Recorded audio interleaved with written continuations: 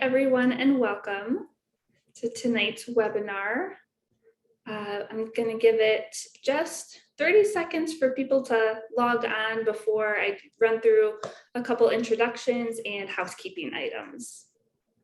So if you are logged on tonight, this evening or tonight, depending on where you are here for the exciting webinar, Selective Mutism in the Schools, Resources for Supporting Intervention and Collaboration.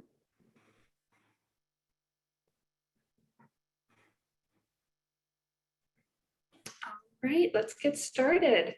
So again, welcome. My name is Dr. Taylor Hicks Hosty. I serve on the board of directors for the Selective Mutism Association, and I'm really excited to serve as tonight's moderator for the webinar with Dr. Brittany Bice-Urbach, who's going to talk about supporting students with selective mutism in the school setting. First and foremost, I just want to acknowledge that this webinar is brought to everyone by SMA, but was made possible thanks to a generous grant provided from the Gordon and Marilyn Macklin Foundation. So we want to thank that foundation for making tonight possible. We will be recording this webinar and it will be available on the Selective Mutism Association's YouTube channel within about 24 to 48 hours. And a link to the recording will also be sent out to all registrants later this week. So for those of you who have attended some of our webinars previously, or maybe just other types of webinars via Zoom, you'll note that oftentimes there's opportunities for Q&A or questions. For tonight, we're definitely hoping to address any questions that people may have. We're going to ask that you submit those questions using the Q&A function, which you should see kind of near the bottom of your screen, or the top, depending on how you have Zoom oriented. If possible, try to use the Q&A as opposed to the chat, but I'll be monitoring both. And then again, as many questions as possible, we'll try to address at the very, very end. Additionally, I'd like to remind everyone about the upcoming SMA annual conference, which will be October 2nd and 3rd of this year. We're really excited to be offering that in a virtual, 100% virtual format. And there's going to be 3 tracks for participants. So there will be a track for professionals, a track for individuals with SM, and a track for parents, families, caregivers. So you'll see in the chat function or chat feature that there's a link to the registration page, and you can find more information about the conference and how to register if you're interested there. So before kind of jumping into today's webinar, we'd like to do a quick poll just to kind of better understand who's joining us today. It's really exciting to see how many people have logged on. So a poll should have popped up on your screen. Kind of what's your status? Who are you? Are you here tonight as a school professional or educator, a parent, a caregiver, or a treating professional? And for those of you who may be both, we just ask, what's your focus today? What hat are you wearing tonight as you're sitting here joining us? Are you here mostly as that school professional, parent or caregiver, or a clinical treating professional? That will give us a good sense of who's joining us tonight. So thank you so much.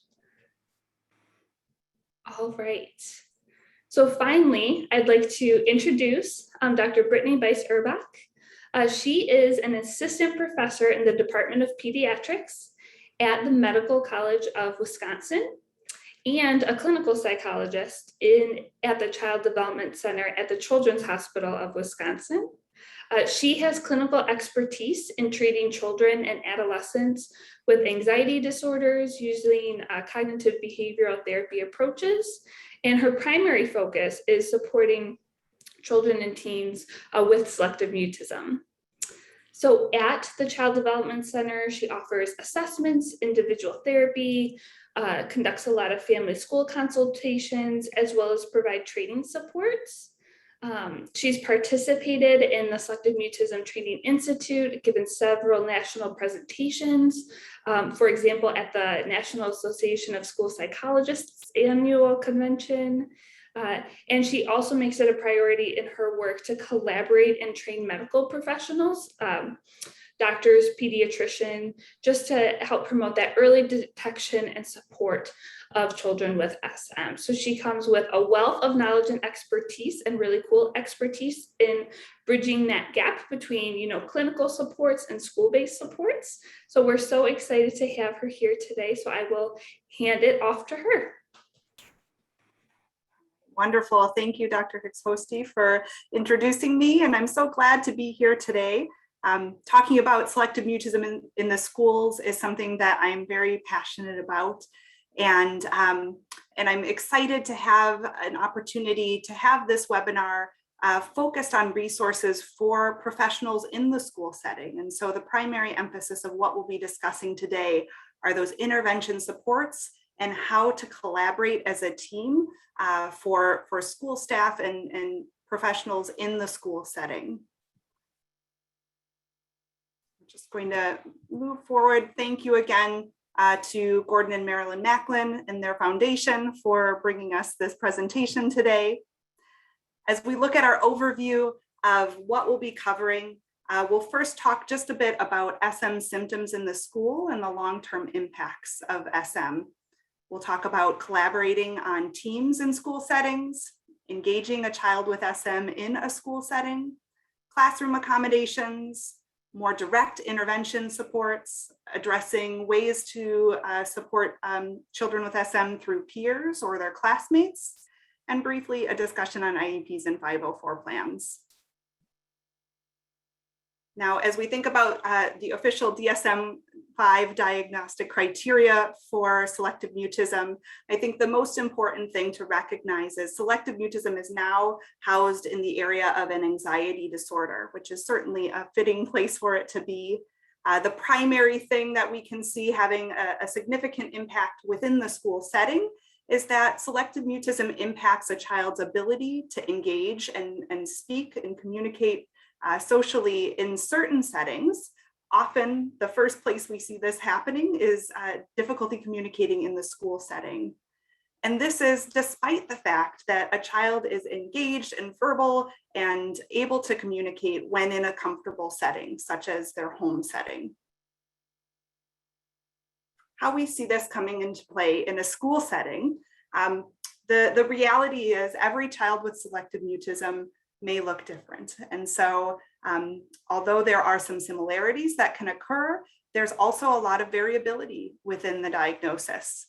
So these are some common symptoms. It doesn't mean that every child with SM will experience all of these symptoms, but often we can see things like difficulty responding verbally, both to school staff and adults in the school, as well as to peers or classmates.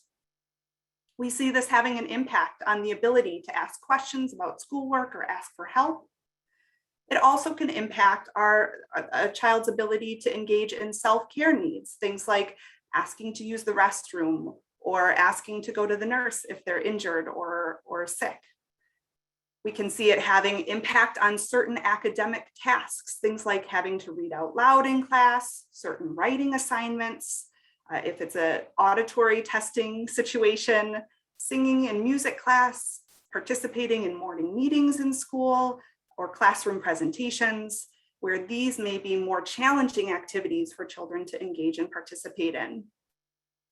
For some children, we can see difficulty with communicating non-verbally, which may look like freezing, awkward body movements, poor eye contact, or more of a deer in the headlights look.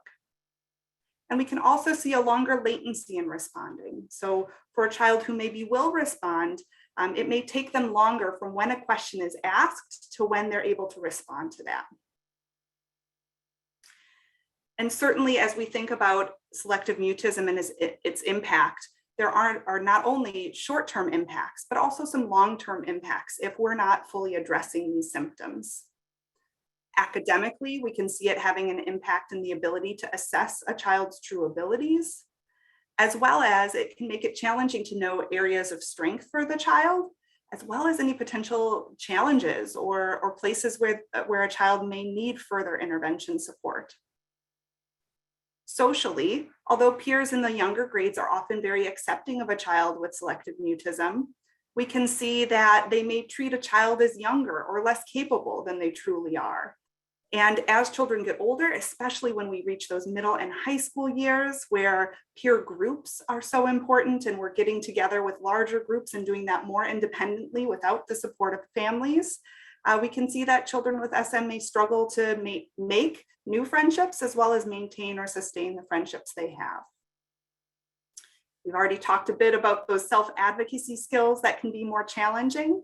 And in the long term, we know that if untreated or unsupported, there are also higher risk rates for things like school refusal behaviors, higher risk for comorbid conditions such as generalized anxiety, significant social anxiety, major depressive disorder, and also possibly a tendency to self-medicate through drugs and alcohol. So what we'll focus on today is, well, what do we do about this as a professional in the school setting? And the first thing that I think is so key to be thinking about is the collaboration within a school. That treating selective mutism in the school setting is not just one teacher taking everything on their own and doing it on their own, but it's so much more meaningful, valuable, and effective if we can have a school team to support a child. The plans that we're developing to address selective mutism will be unique to each child because of the differences in how symptoms present.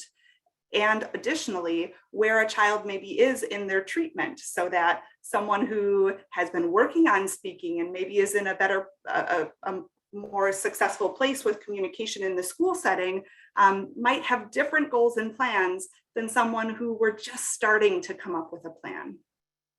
Plans do need to be comprehensive. As we're supporting children, they often need to include both accommodations as well as intervention. And it's also important to recognize that plans developed will need to be fluid and changing over time as we see growth and progress from children. So I always like to put this up here to just see how big a school team can be.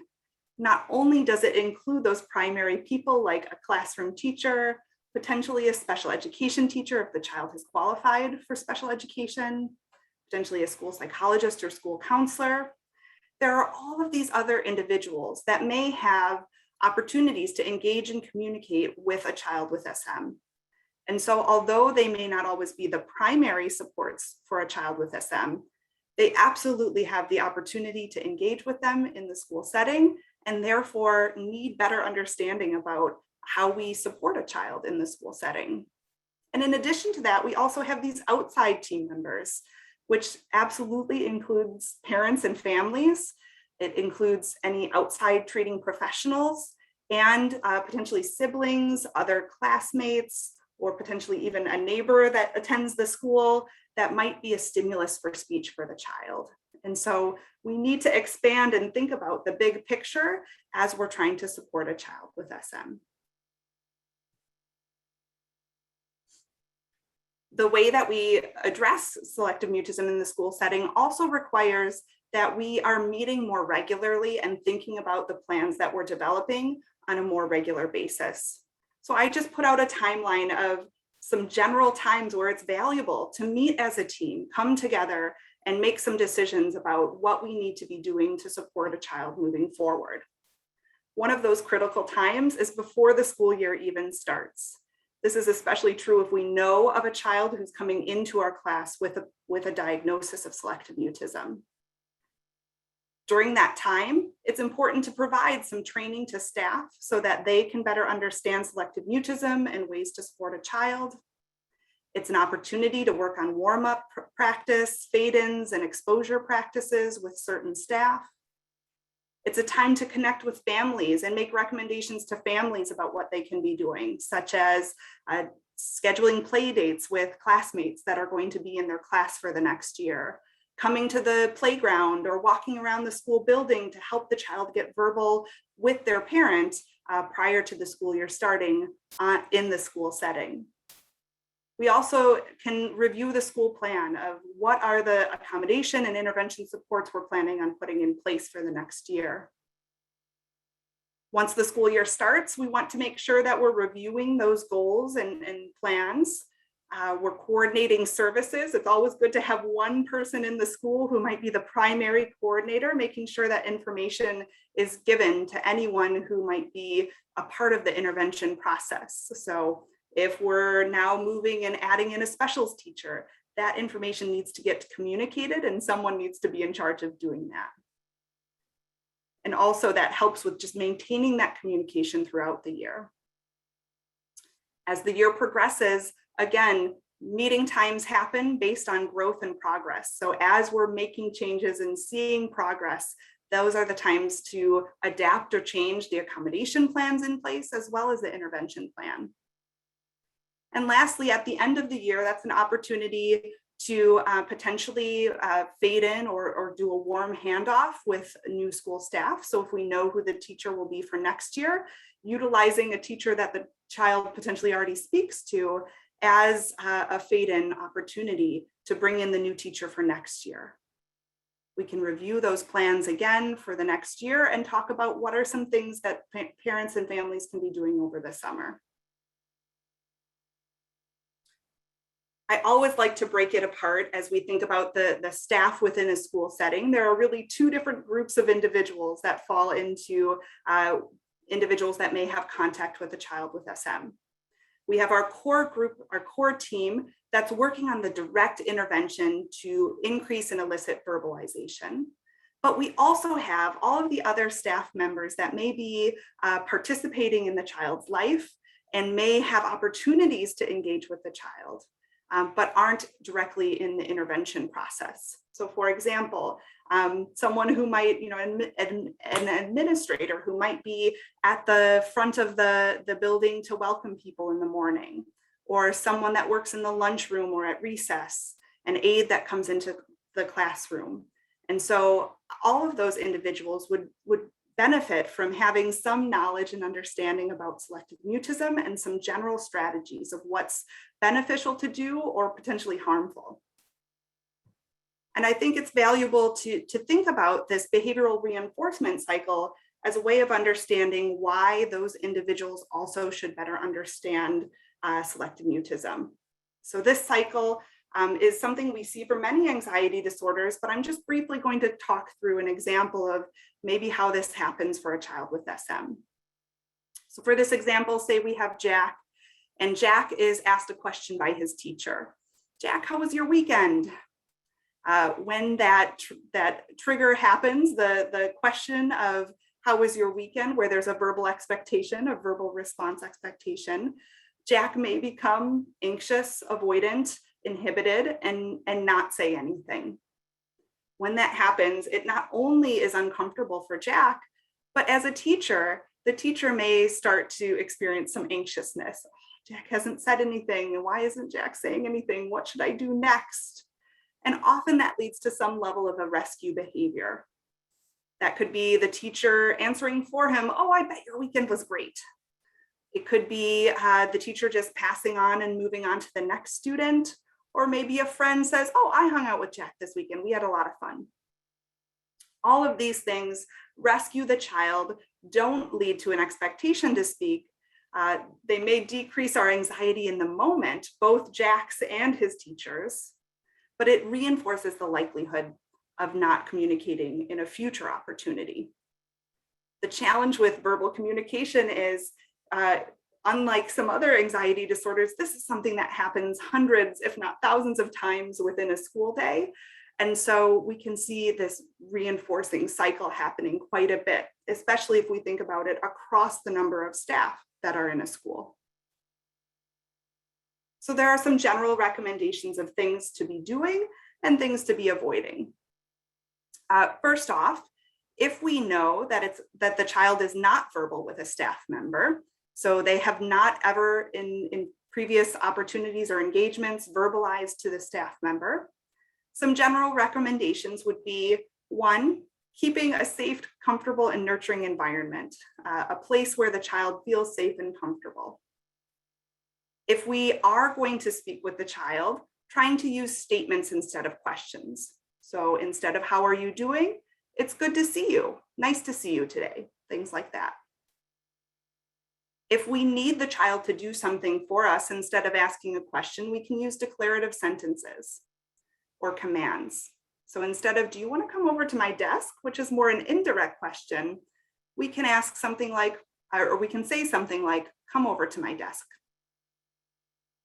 Another valuable strategy is describing the behaviors of the child that we see, or what we call sports casting. Just like you're a sportscaster in a football game that's describing the events of the players, we're just observing and describing what the child is doing. Oh, Jack, you're getting out your notebook and pencil. Oh, Jack, you're partnered with Hannah today. For kiddos who are nonverbal, we want to accept any form of communication initially, which might include nonverbal things like nodding, finger choices, pointing, writing. We want to allow the child to maybe observe what expectations look like before we ask them to engage or participate. And we certainly want to minimize the special attention, both positive or negative, that's placed on the child. However, if the child is verbal towards a staff member, or potentially is speaking around that staff member, there might be some different recommendations that we have. So for example, if a child does verbalize to or around a staff member, we want to treat them like any other child. So not making a big deal of it, but instead doing things like just providing a specific phrase around their communication behavior. Thank you for telling me. Thank you for sharing. Thank you for letting me know. Thank you for using your brave words.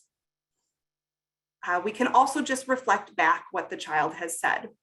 So if Jack has said, I want chocolate milk for lunch, we can say, you said you wanted chocolate milk for lunch.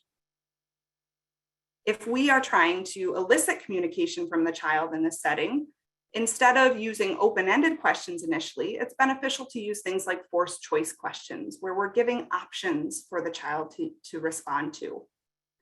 So for example, if we're in a small group math time and we're asking, how do you solve the problem, an open-ended question, we could instead do something like, is this a time when you would add, subtract, or do something else to solve the problem? If we've asked a question, because of that longer latency, we do want to give children 10 to 15 seconds to respond. And we also know that more predictable responses are easier for children. So if it's something that's scripted or more predictable in how they could respond, such as the forced choice questions, that's easier to respond to.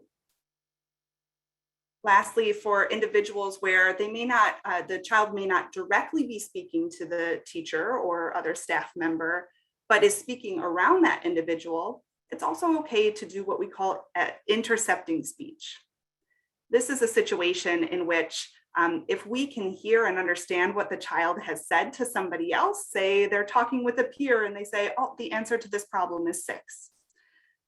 In that situation, we can intercept that speech and say, Jack, thank you for telling Johnny that the answer was 6.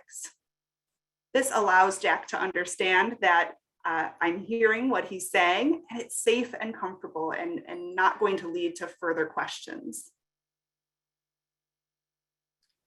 There are also some general recommendations of things to avoid, things that we don't want to be doing. This includes trying to avoid rapidly asking questions when we know we're not going to get a response, trying to avoid modifying to yes, no, where we know it's so easy to get stuck in a yes, no head nod. Trying to avoid indirect questions like we talked about, would you or could you, when we really want them to do something specifically and could provide a command. And the next ones are all about things to avoid around being forcing a child to speak, criticizing them for their difficulty communicating, providing sarcastic responses if they're struggling to communicate, or sending a message that we believe the child is not capable of speaking, which we know is not the case for children with selective mutism. We also don't want to make a big deal out of it if they do communicate, as much as we might be jumping up and down in our heads, trying to not turn it into a big deal or bring too much attention to the child. If they do provide a verbal response, especially in these initial stages, we're trying not to correct any errors or correct them for what they've shared. And lastly, the goal is to avoid mind reading. This is the idea of, if we see them, say, look over at a glass of water, we don't want to directly respond to that nonverbal cue and say, oh, you must be thirsty, let me get you a drink of water. We want to wait to see if we can get some more verbal communication or even nonverbal communication requesting a glass of water. So for all school staff, these are valuable things to understand, what to do, what to not do. More information about selective mutism and its impact for children all helps the school staff know how to engage with a child with SM in your school building. These are things that can be provided through more direct trainings like in-service days or regular staff meetings. They also can be done through something like an info sheet about a child. So I provided an example here on the side that just gives an overview of what is selective mutism. This is an example of just a child with SM and its impact for this child. And then some of those basic do's and don'ts, things we want to encourage and things we want to ask staff members to avoid. In addition, we then have to have a plan for how this child is going to be able to engage and participate within the classroom setting more directly. And part of that occurs through accommodations. Accommodations can look like a number of things for a child with selective mutism. For example, for assessments, it may be allowing for pointing, writing responses instead of verbally responding to them, allowing them to audio or video record at home and share that information with the teacher, or allowing parents to somehow be involved in the testing process in the school building. Similarly, for presentations, audio and video recordings, doing them in a smaller one-on-one or small group setting instead of whole class, or allowing for alternative assignments like writing a paper instead of doing a presentation. Other classroom supports may be supports for written communication, such as writing on a notebook, having a journal that's shared with the teacher, or sending emails. Allowing for nonverbal communications, such as hand movements or finger pointing. Opportunities to engage with peers that the child may be more verbal with or more comfortable with. So pairing them with a peer for activities or seating them near that peer. We want to try to reduce the pressure for verbal communication when we know that it's not feasible for that child to be using verbal communication at that time. Modify with forced choice questions, allow opportunities for smaller group or one-on-one opportunities with teachers, as well as think of situations that could become more challenging for children in the classroom setting and accommodate for that, such as when a substitute teacher is coming in, or when the child may have an emergency. These aren't exhaustive, but these are certainly some ideas of ways we can accommodate. Accommodations, again, are generally around either accepting some level of nonverbal engagement or modifying the verbal expectation in some way. However, I think it's important to recognize accommodations should not be the only supports provided in the school setting. Sometimes we can see that accommodations get put into place, sometimes as early as kindergarten and first grade for children, and then no intervention takes place. And so although the child may be able to meet very basic expectations in the classroom setting, they continue to go throughout the years with no verbal communication with staff. And that's when we often see middle school children who are still struggling to verbalize to anyone in the school building. And so although accommodations help the child as they're working to build their bravery and communicating to be able to still access and show what they know, it shouldn't be the only thing. Intervention is also necessary. And the intervention plans should be based on a child's previous performance and previous ability level, as well as it should be targeted to specific goals that we're working on. So a long-term goal with very measurable goals to reach that. Brittany, I hate to interrupt you really quick. I have a question. Okay. Sure. That came through that might be appropriate for this slide. Thinking about differentiating supports in terms of supporting elementary versus high school, like you were just saying, how some of those accommodations or the language we're using to support students in those different settings might differ based on their age. Absolutely. So certainly as we think about the accommodations that we're putting in place, there are some things that are maybe easier at certain levels. So for example, allowing to email a teacher is something that often is an accommodation used for middle and high schoolers. We'll also have middle and high schoolers have more ownership of sending video recordings or communicating with teachers to try to help them build with those communication skills. Whereas accommodations may be more parent focused, of allowing parents to enter the school building and participate in activities for an elementary school child. May also be related to specific things around comfort, communicating and doing those fade-in sessions.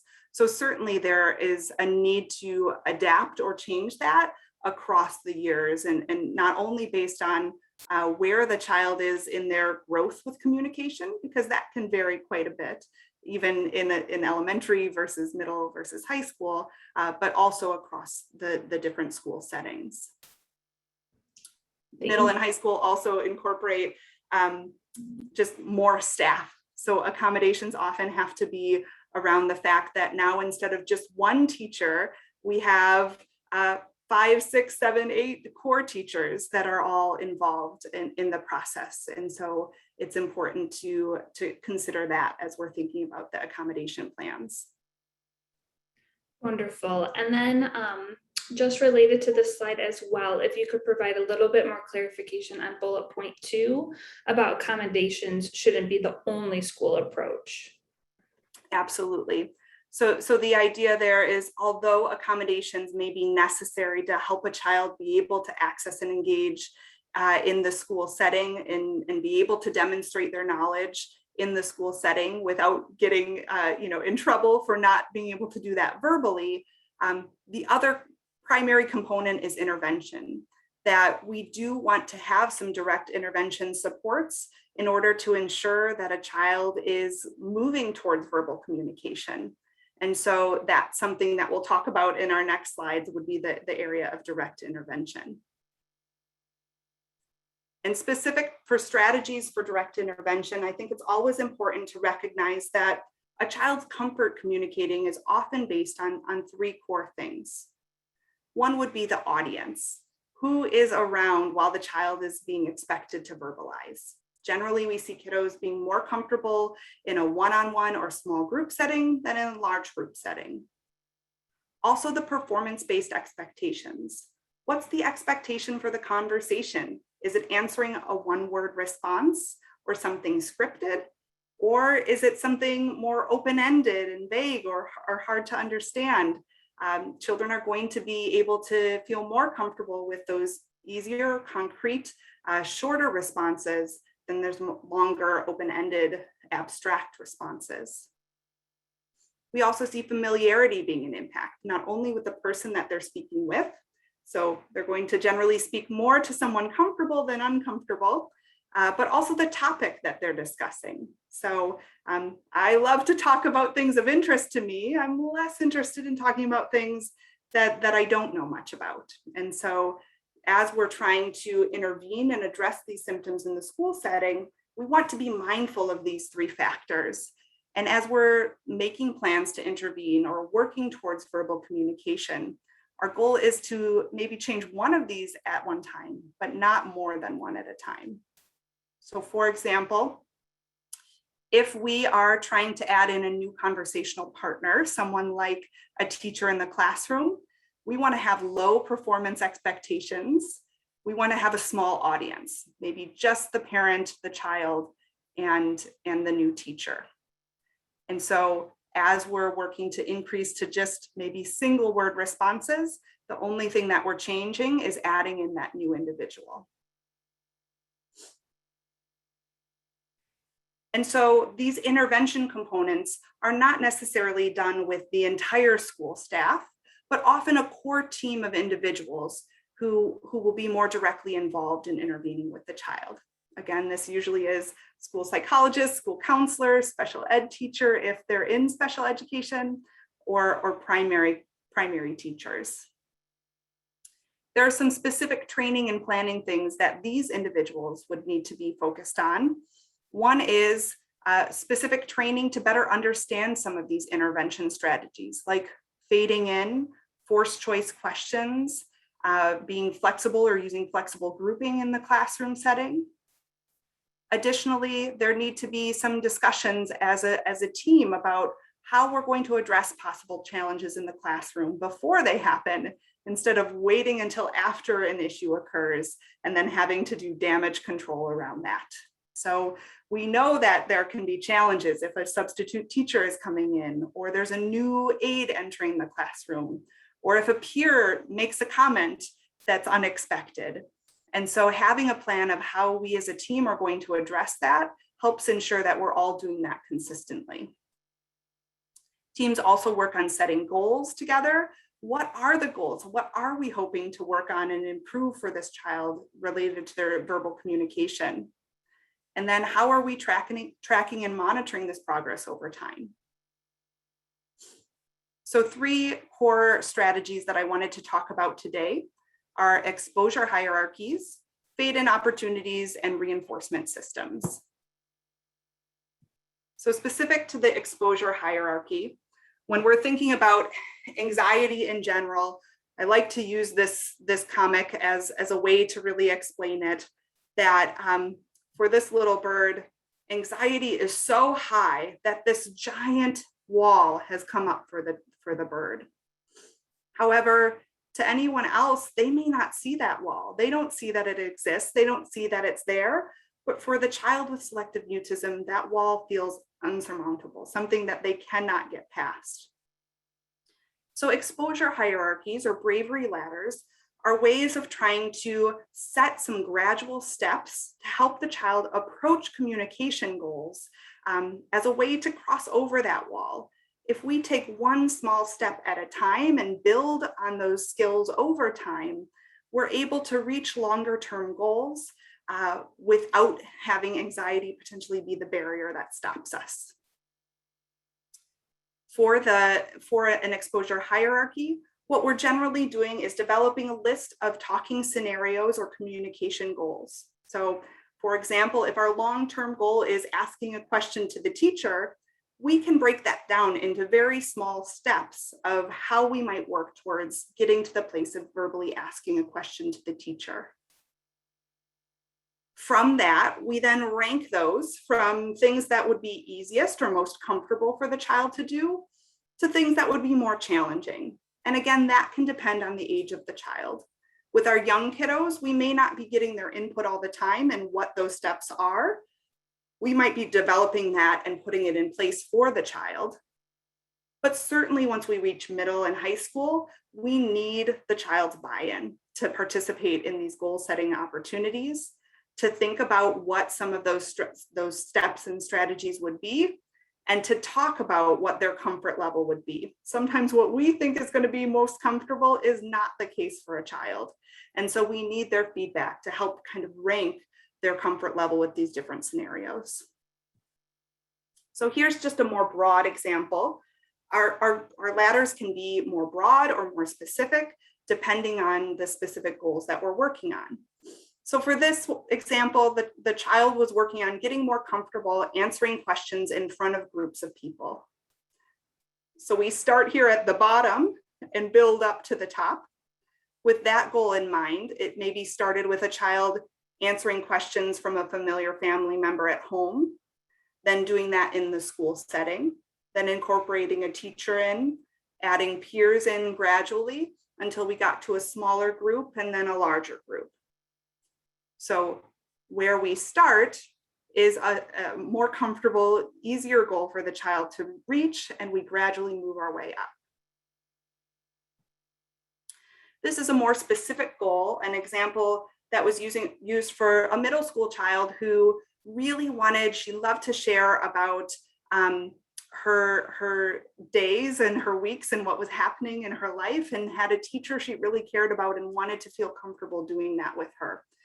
And so we gradually took steps where we started with video recording and emailing those recordings to teachers.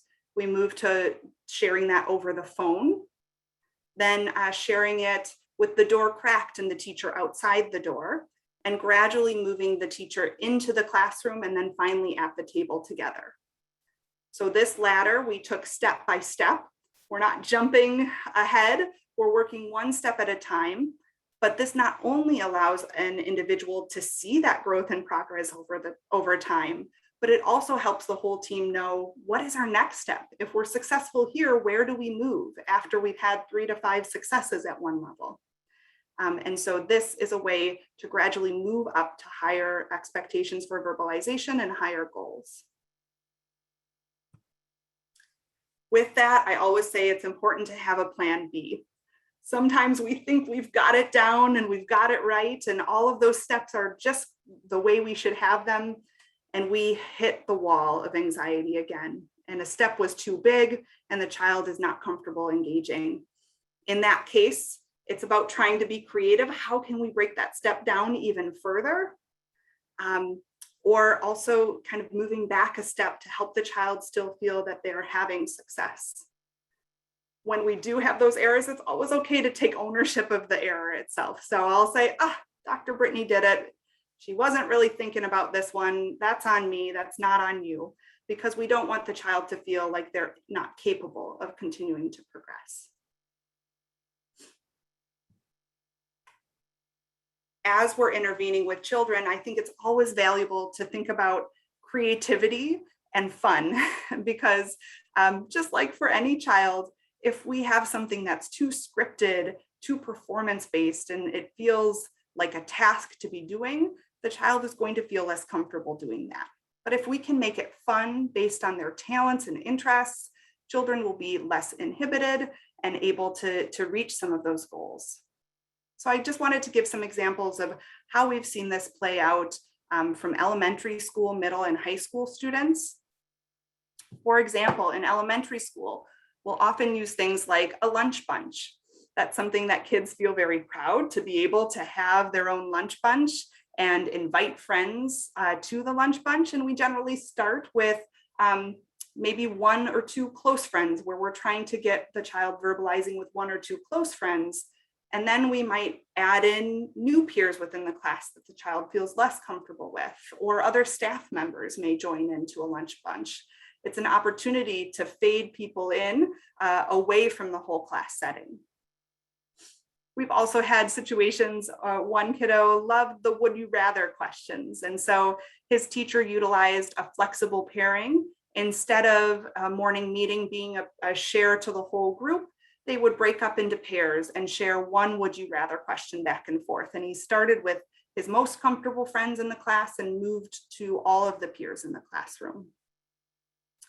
Another example, a kiddo who was very bright and loved doing puzzles. And so being able to beat his teacher at a puzzle was the way in. And so they would have puzzle time where they worked on a puzzle together and were able to work on verbalization during that time. Another individual really wanted to become a teacher when she grew up. And so she used a mock interview. She knew she'd have to interview for a job of being a teacher. And so we came up with some targeted questions, planned questions that she could answer, and then her teacher would do a mock interview with her around those.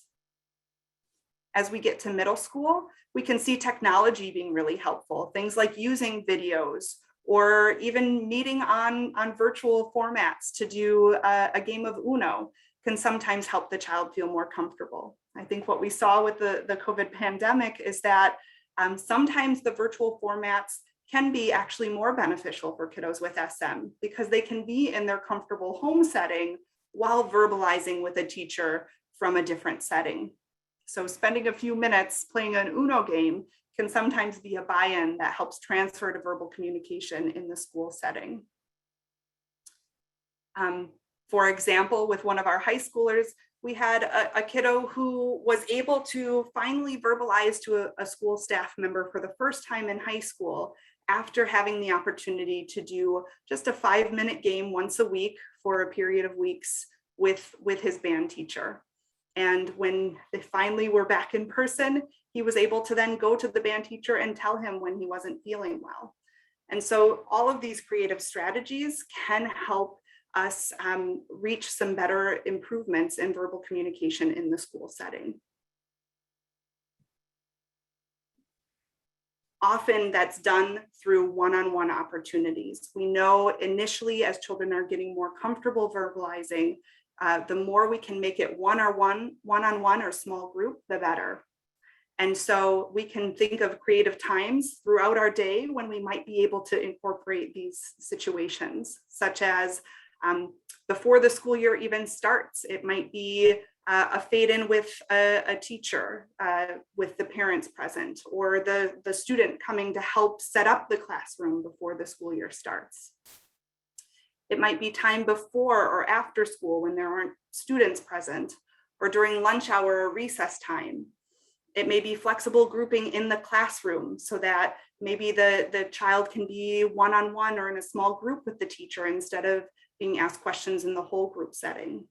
Or stepping out into the hallway, or finding a place in the room that feels a little bit more isolated, using those lunch bunches, or again, the connecting over video are all ways where we might get some one-on-one connections and build more verbalization for a child with SM. Games with talking rules also are a wonderful way to increase verbalization. Again, they're fun, they're interesting, they're things that the child may feel more comfortable with, but they also have a more scripted expectation for the most part. So games can have various talking expectations. We always recommend starting with kind of the most simple kinds of games, things that are labeling. So for example, Uno. We can play with talking rules of name the color and number on your card. Candyland, name the color and number of spaces you move. Spot it, point to the match and say spot it, or label the item that matches. Again, all of these are ways to have a more scripted response. And again, with that single simple response, the concrete response, children often feel more comfortable. But as children are verbalizing and getting more comfortable with someone, we can add in these higher level expectation kinds of games as well. Things like Blurt or 5-second rule, where it's more of a trivia based game. They have to provide responses, so they're still short responses, but they're less known or less predictable. Things like 20 questions, having to come up with their own questions or respond to questions. And we've also alluded to this concept of flexible grouping. We know that flexible grouping can be helpful in schools as well. So if a teacher can be creative and not doing everything in a whole class setting, but working on pairing a child with SM with a more comfortable peer for an activity, potentially doing more things in small groups or one-on-one instead of whole group, using things like a paired opportunity in morning meeting instead of the whole class morning meeting. So for example, I had a group that used the bravery bingo here of, instead of doing it for the whole class, we worked towards getting there, but we started in a small group where the child met with 2 other kiddos and were able to go through and try to come up with who met all of these criteria so they could earn their bravery bingo. Also, those lunch bunch opportunities are another flexible way, or even using things like reading or math intervention time. We've had success with schools that have utilized reading or math intervention as a time to gradually add in more peers to help the child feel more comfortable verbalizing in a smaller group setting. All of these opportunities for intervention, it's not that we're spending the entire day, every day intervening, but it's trying to find some targeted times throughout the day and doing those regularly throughout the day and throughout the week to help the child be able to practice these skills. So for example, spending 10 to 15 minutes a day or 3 times a week in order to get that intervention time. The Fadein process is another approach used to try to help a child start to verbalize with individuals in the school setting. And there are lots of good, if you just Google Fadein process for child with SM, I have one here listed as an example. Please feel free to watch it so you really get to see what it's like in action. But generally what we're doing is we're starting with the child here with a comfortable individual. So a parent, maybe a peer that they're speaking with and comfortable with, and they're engaging in a game and a fun activity, something where they're doing that independently, one-on-one. The teacher may start outside of the school, outside of the classroom setting, and gradually move themselves into the classroom without participating or engaging in whatever the child and individual are doing. As the child shows non-verbally and verbally that they're maybe more comfortable with the teacher being there, so nonverbal cues that they're feeling more comfortable, starting to maybe whisper or share in a full voice volume with the other individual that they're with, the teacher then moves closer to the setting where the child is. And as we continue to see comfort, might start to add in some observations or things that they're seeing, like, oh, I see you're making a tower. Oh, you just put a blue one on top of a red one. If the child continues to express comfort, the goal is ultimately to join in the activity. So participate in the activity. And if, again, the child continues to show that they're comfortable through nonverbal and verbal communication, that would be the time to potentially start asking some forced choice questions. So the warm-up or fade-in time generally needs to start with a stimulus for speech, someone who the child is already speaking to, be it a staff member from last year, a parent, or a peer. We don't want talking expectations at first. We want to allow the time for the child to warm up and feel comfortable. And as we see the child becoming more comfortable using those forced choice questions, we can use reinforcement systems for them using brave words. So they earn points and incentive for using brave words. It's generally meant to be done outside of whole class instruction time, and it's supposed to be something that's fun and welcoming. We can also utilize this not just for a new person at the beginning of the year, but as we talked about, that handoff to a new teacher for next year if a child is verbal with a current teacher. So the 2 skills that are valuable for those fade-in processes, one is that child-directed interaction. This is something that happens when we're in kind of more of a nonverbal phase to try to help the child feel more comfortable. And then we move to that verbally directed interaction as the child displays more comfort of using things like forced choice. Given timing, I don't have time to talk about these, but there are some wonderful resources that already exist to talk about CDI and VDI skills. 2 I wanted to mention, there's Selective Mutism University. I included the link down here below, and they have more specific videos and direct teaching about CDI and VDI skills.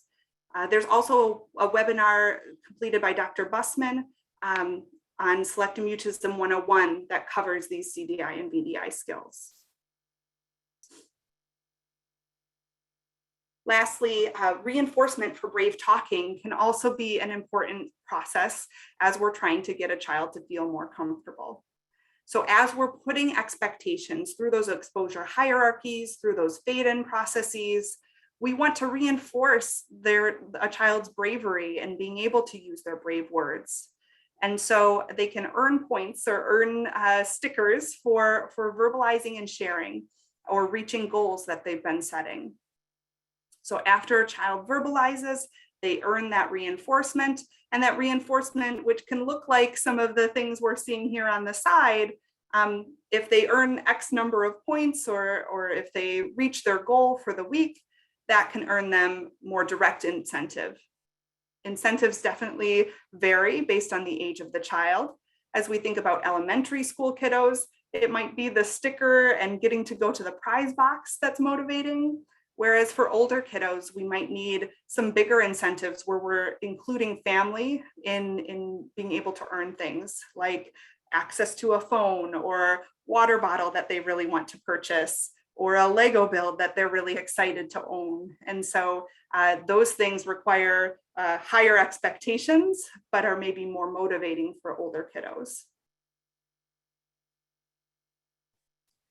I wanted to speak just briefly about the role of peers. Peers certainly can be a part of intervention, and certainly we see this also for many children as they're getting older in the middle and high school years, that utilizing peers that a child is comfortable with can help with intervention steps. And so it's valuable to utilize those individuals if a child is more comfortable speaking with certain peers in the school setting.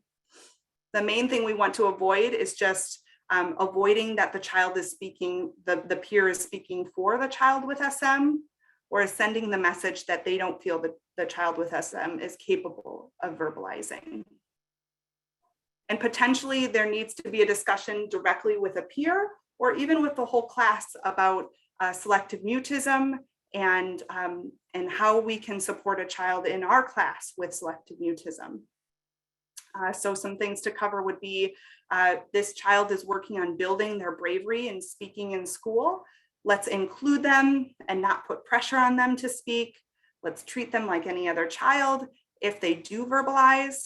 And hey, if you want to add in some forced choice questions, those can help the child feel comfortable too. This is always something I recommend, that we have a discussion with the family before we do this as a whole class. We've talked about a lot of these things. I just want to recognize there are some common challenges that come up. So these are things, knowing when to move forward, finding time in your day, coordinating with staff and dealing with changes in perception or challenges with unexpected expectations in the classroom setting are all things that a team might need to more directly have a plan to address. And lastly, I just wanted to mention, for children with SM, not every child will require a more specific plan, like a 504 plan or an IEP. Some children, the supports that are needed are more minimal and can be done without a formal plan in place. However, I do think it's always valuable to have a written plan of what are some of the accommodations or supports that are being put into place and what has been effective.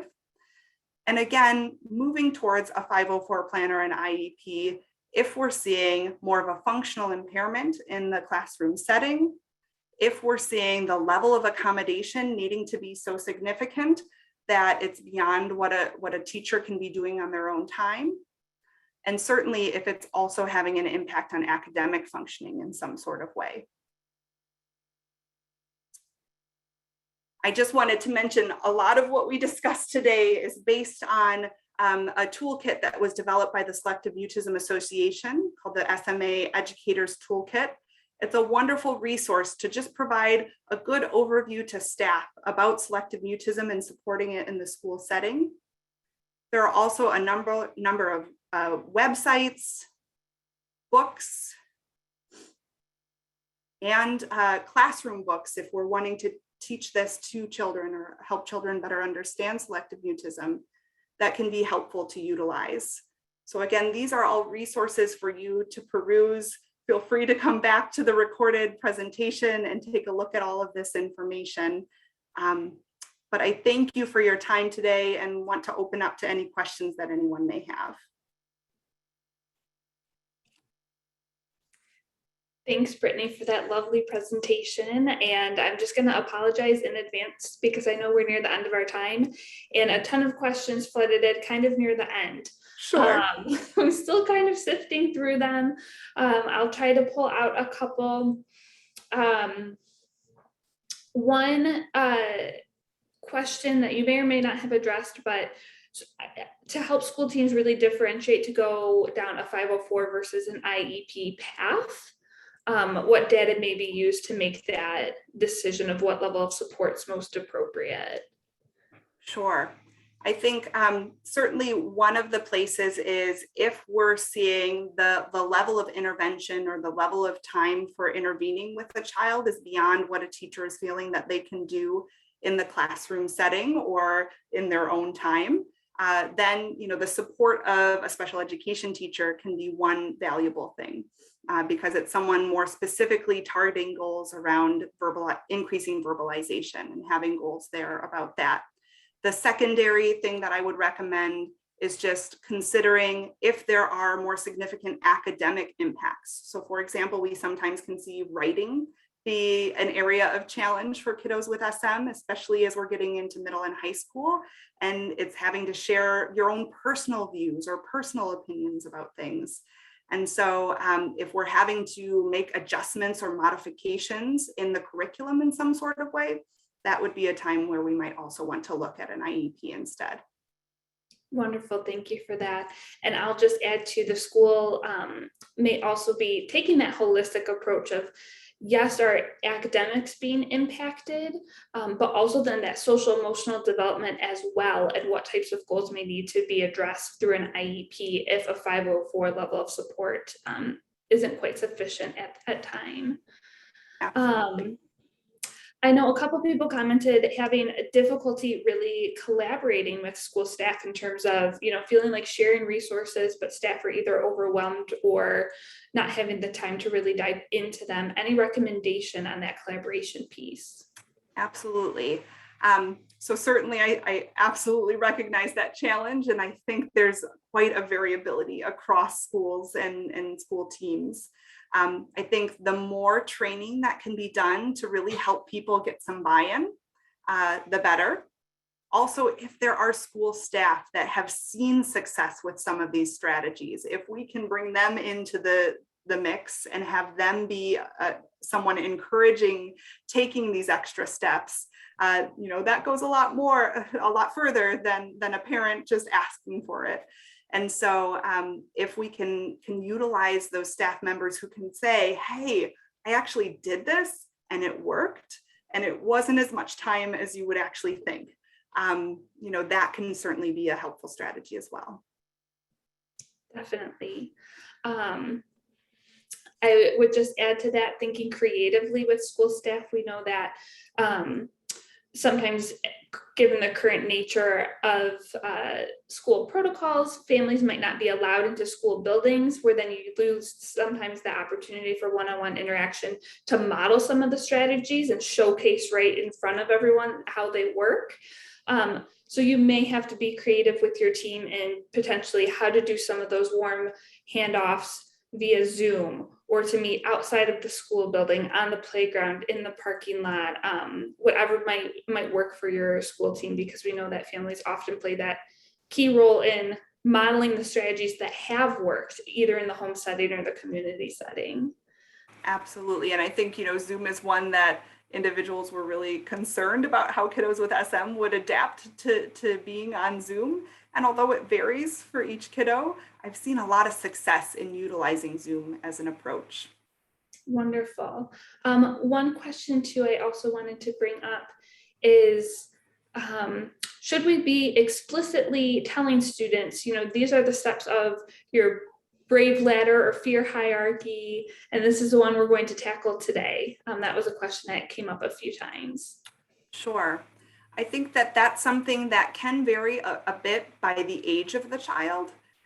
Sometimes, especially those younger kiddos, pre-K, K, first grade, knowing what the long-term goal is may seem too overwhelming. And so even though we're breaking it down, it can say, oh gosh, I can't do this. However, I think breaking it down to those specific steps and working on talking about that as we're building those brave muscles is a valuable approach to take. And especially when we get to those middle and high school years and even late elementary, we need kiddos buy-in to be able to make growth and progress. And so incorporating them in that process is really important. Thank you. And I'll pose maybe one final question because I know we're over on time. and forgive me if you already addressed this, but some questions on how to respond to other classmates who may be coming up to a teacher or another staff member saying, you know, Johnny doesn't talk, and answering for them or having questions about that, what feedback or coaching is appropriate to give fellow students. Sure. Again, I think there are two ways we can do that. One is having a more specific sit down with the whole class to discuss that, and really to cover Johnny's working on using his brave words. And so there are times where he may feel less or more comfortable, and we're going to let him do what he needs to do to feel comfortable working on this skill.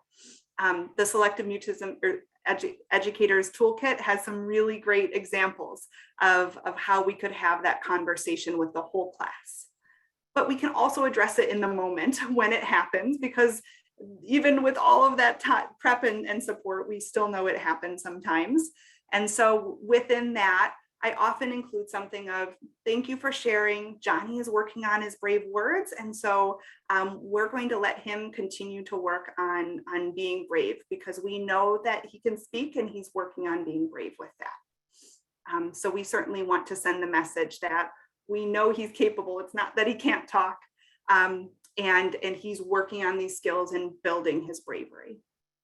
Wonderful. Yeah, such great suggestions, especially when you get caught off guard and a student asks you, as well as that formal approach, again, collaborating with the families on their comfort level and consent.